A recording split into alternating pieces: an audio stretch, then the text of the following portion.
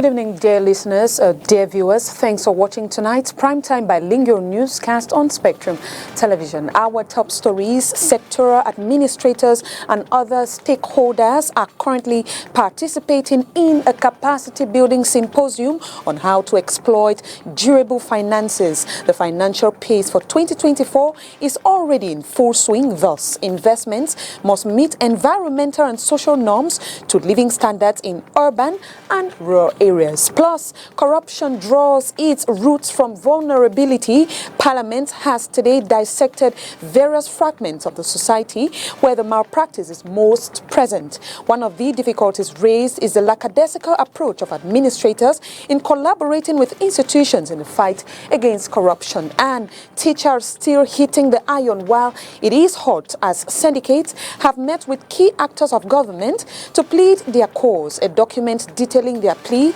was centered around integration, advancement and salary increase. This newscast captured the reactions of a syndicate who showed up and showed out for teachers on the National Triangle.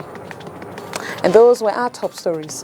Thanks again for watching tonight's Primetime Bilingual Newscast on Spectrum Television, which opens up in the French language with Makeda Lidinutom. Good evening, Makeda. Bonsoir Joséphine Binzi, mesdames, messieurs, bonsoir. Économie pour ouvrir ce journal bilingue. Valider l'avant-projet 4 de la finance durable tout en renforçant les capacités des différents acteurs.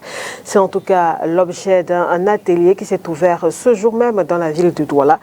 C'était en présence du représentant du ministre des Finances camerounais et celui du programme des Nations Unies pour le développement. Léla Renganzou. Intégrer des considérations environnementales, sociales et de gouvernance dans les décisions d'investissement. Un atelier de renforcement des capacités sur le financement durable se tient depuis ce matin à Douala.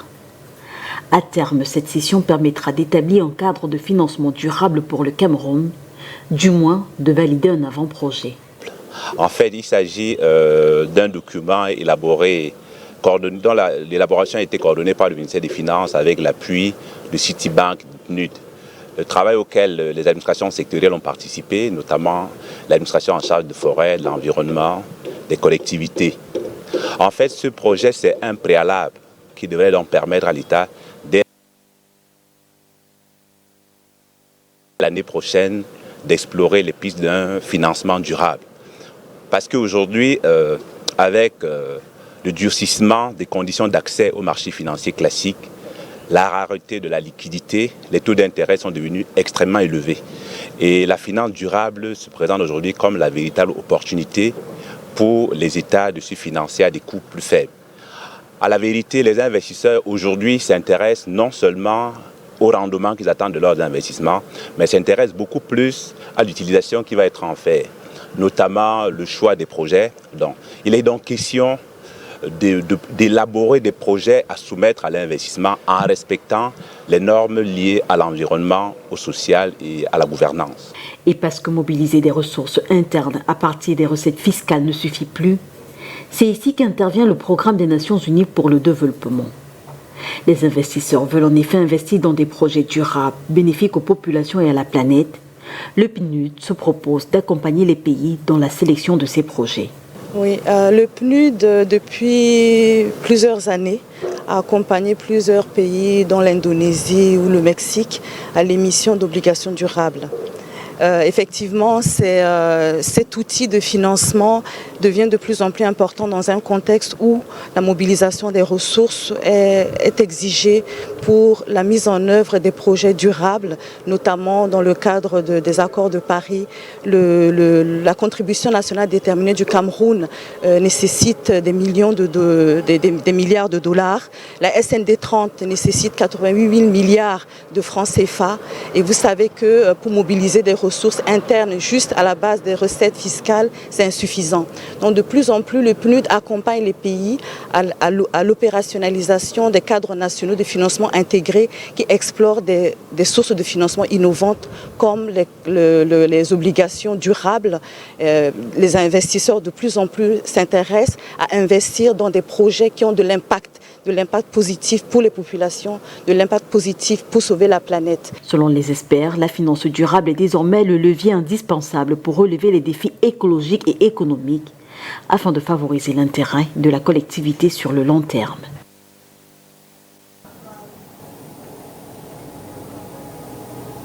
Still talking economy, for the first time after 8 successive increases in 3 months, the price of a kilogram of cocoa beans has fallen from 2,100 francs to 2,050 francs. Oni Ladonette did some findings after her report from Invest in Cameroon.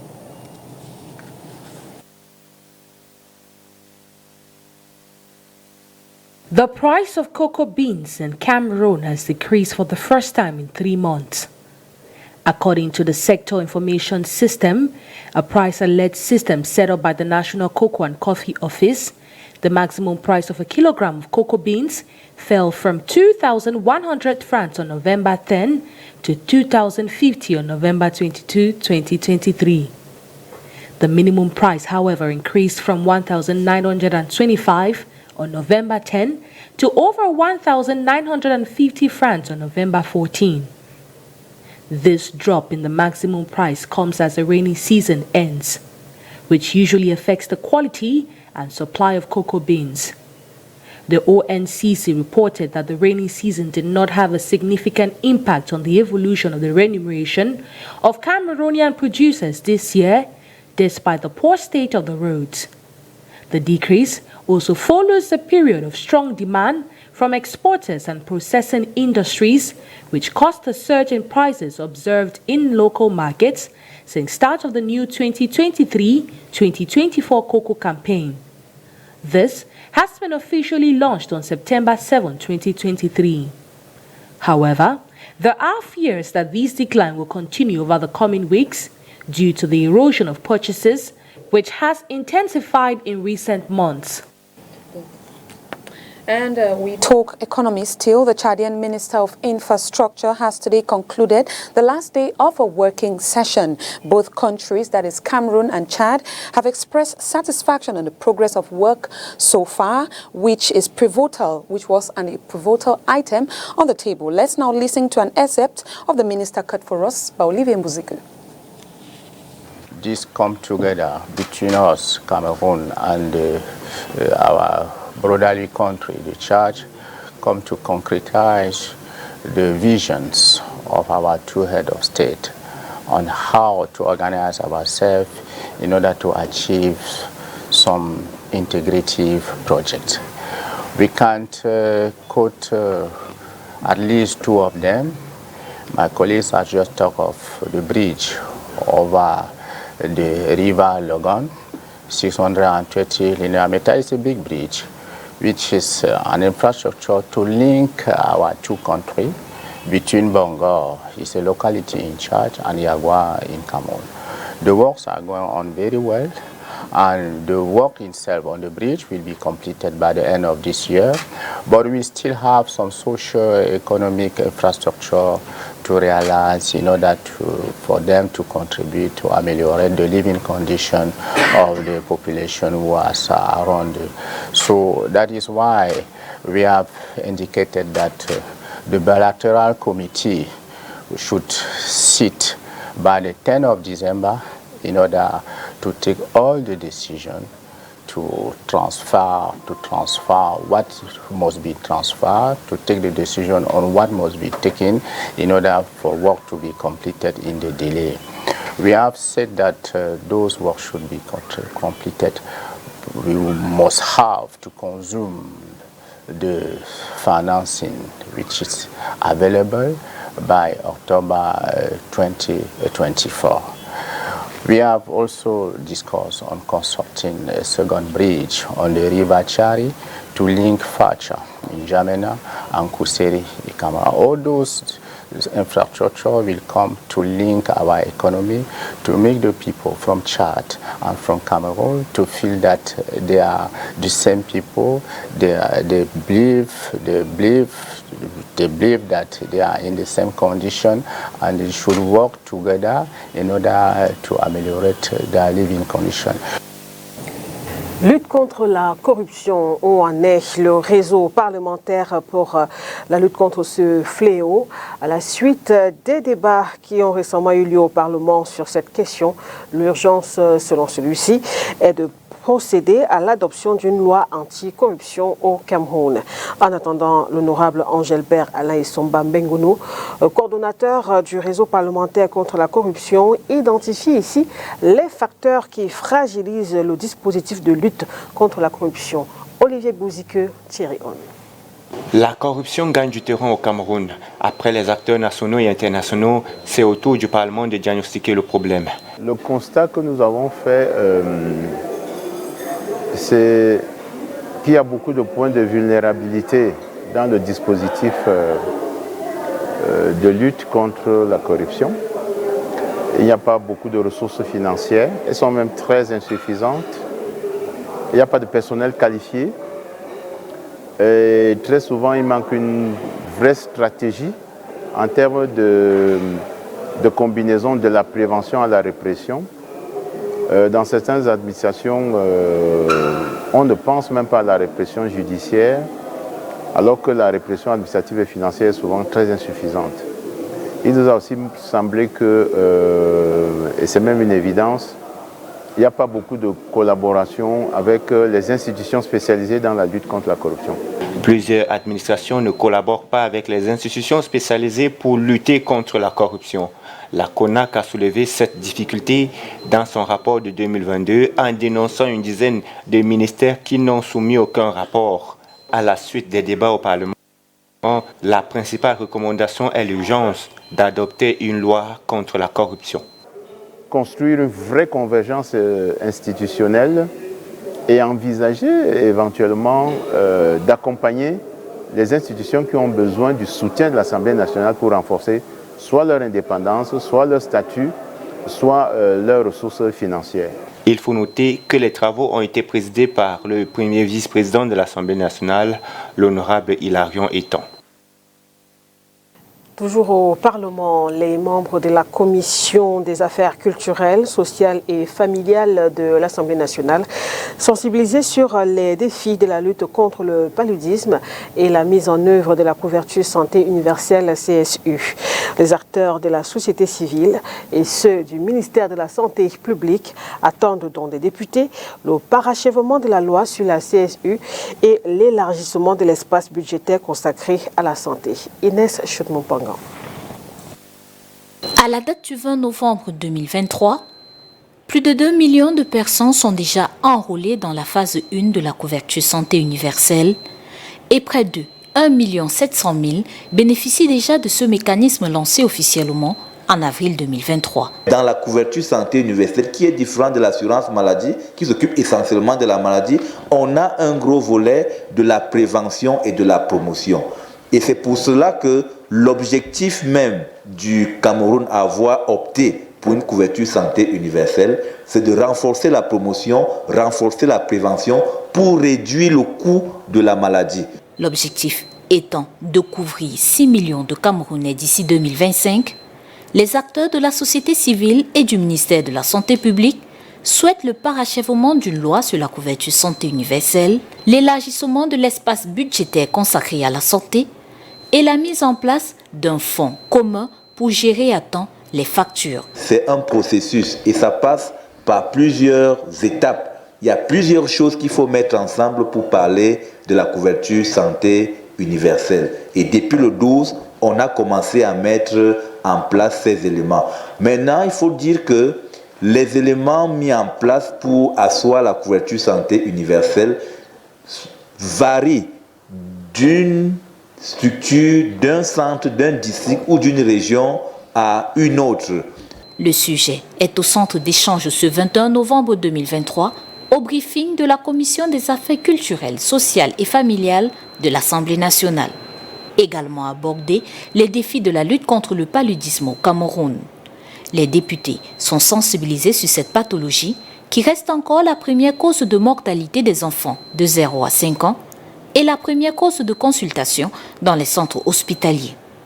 Dans les stratégies de lutte, en plus des moustiquaires imprégnés à longue durée d'action, de la gratuité du traitement pour les enfants de 0 à 5 ans, le Cameroun reçoit une première dose de vaccin contre le paludisme. Il sera gratuit et introduit dans le programme élargi de vaccination.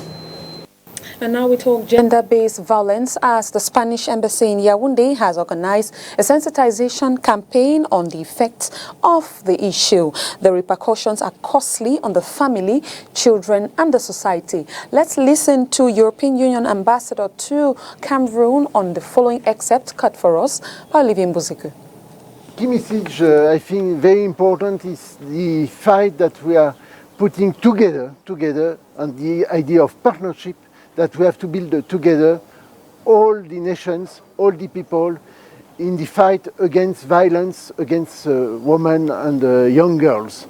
And it's very important for us to deliver this message that we have to fight together in partnership against these violences. So we are organizing this concert on Saturday evening at 5 p.m. and you have to come because the idea is to have an idea of solidarity of the Cameroonian people, of the African people, of the people on this earth, that we are all together to fight against violence against women and young girls. Well, through the youth, we really think that we can find a way to make sure that women are considered as sisters, as future mothers, and we are totally convinced that men and women share this same combat in it. So the point is that through the net, through this fabulous medium that can also be unfortunately a hazardous one,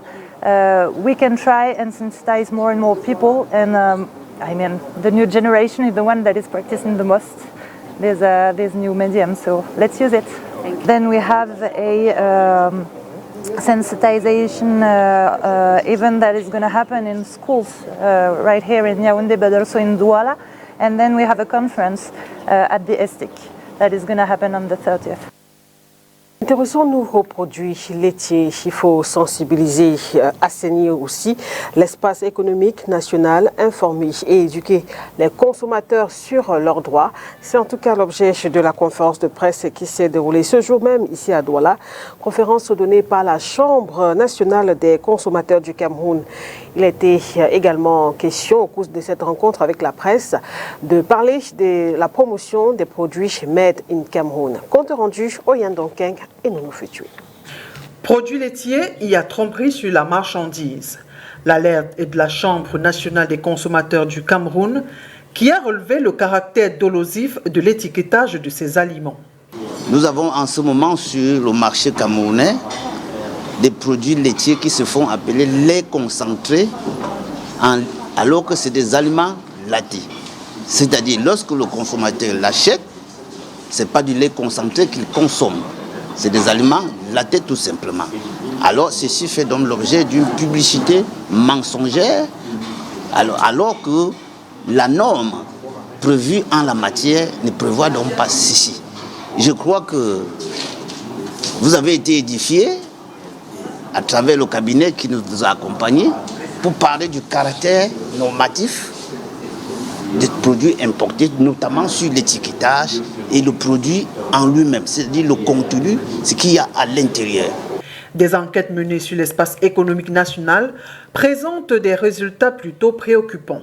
Nous avons réceptionné près de 23 marques de produits laitiers sur le marché qui viennent de l'extérieur, très peu ou connus par les autorités compétentes, notamment la douane camerounaise, très peu ou mal connus par les agents en charge de la normalisation au Cameroun.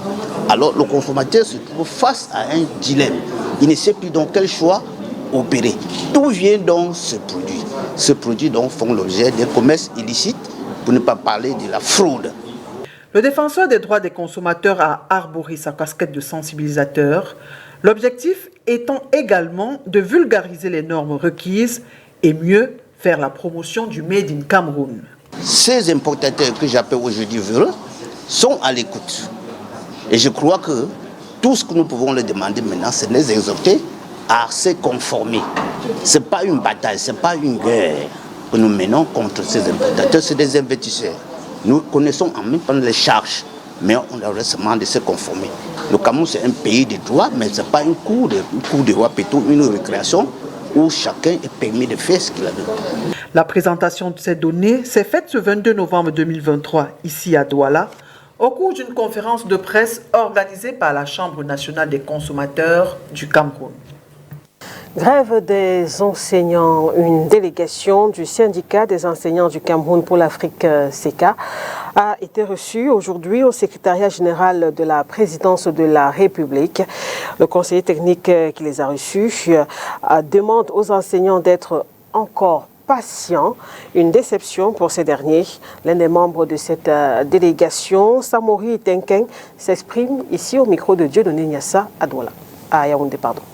Nous avons rencontré un conseiller du secrétaire général, un conseiller technique du secrétaire général des services, du secrétaire général de la présidence de la République, le ministre d'État. Et ce conseiller était en compagnie d'une chargée de mission. Donc nous étions 6 dans la concertation, puisque la délégation du SECA avait 4 membres.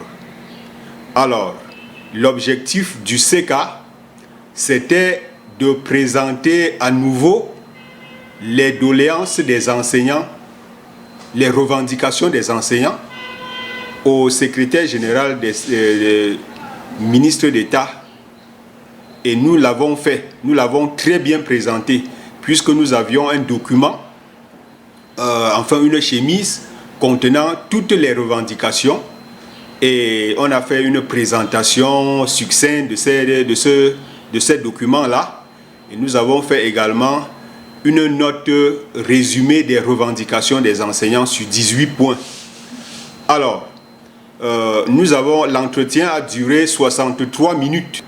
Le conseiller technique du secrétaire général de la présidence de la République a pris la parole pour nous dire qu'il avait très bien compris le problème que les enseignants posaient, mais que le gouvernement, et notamment, pour être plus précis, le président de la République, a le dossier des enseignants sur sa table, présenté par le secrétaire général des services du Premier ministre, et que ce dossier-là, le président de la République se penche là-dessus.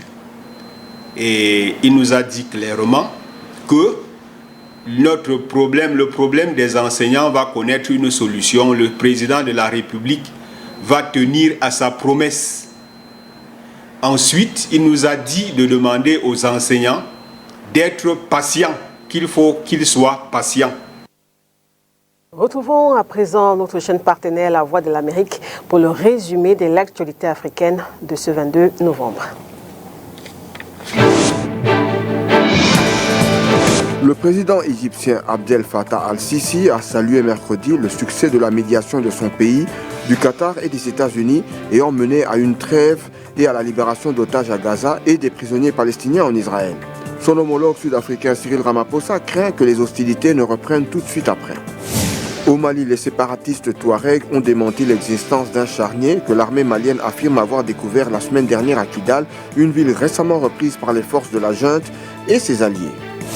En République démocratique du Congo, l'armée a promis d'arrêter et de punir tout soldat en contact avec la milice FDLR, issue des groupes extrémistes hutus-rwandais qui se sont réfugiés en RDC après avoir perpétré le génocide des Tutsis au Rwanda en 1994. En République démocratique du Congo, les autorités ont décrété une journée de deuil national mercredi en mémoire de plusieurs dizaines de jeunes morts dans une bousculade lundi soir à Brazzaville lors d'une opération de recrutement de l'armée. And now in sports, Olivier Cham scored his first international goal in the match against Cameroon versus Libya. In spite of the draw, Rigobert Song's boys still top the group with 4 points. Oni Ladonette tells us more. In a surprising turnout of events, the indomitable Lions of Cameroon managed 1 point in Benghazi against Libya in the second day of play of the 2026 World Cup qualifiers. Deprived of Kyle Chokwe Kambi and Andre Onana to injury, Rigobert Song opted for an attack line with Frank Magri and Ondua in goal. Clinton Jay also made the starting lineup. The Lions shared ball possession with host, but seemed poised enough to get the goals. Olivier Cham would open scoring at the 34th minute. The laser lights pointing into the face of this Samson Sport player will not hold him back from putting the shot into the back of the net. Unfortunately, miscommunication inside the 18-yard will give way for an equalizer through Abdul Munem Alayan. This will come at the 43rd minute. Back from the dressing room, Song will introduce Brian Bemo, Faris, giving Dynamo's Lionel Ateba his first minutes with the national team. The scores will, however, remain unchanged. Cameroon still leads Group D with 4 points despite this draw. Second and third place Cape Verde and Libya are also on 4 points. Angola, on the other hand, has just 2 points.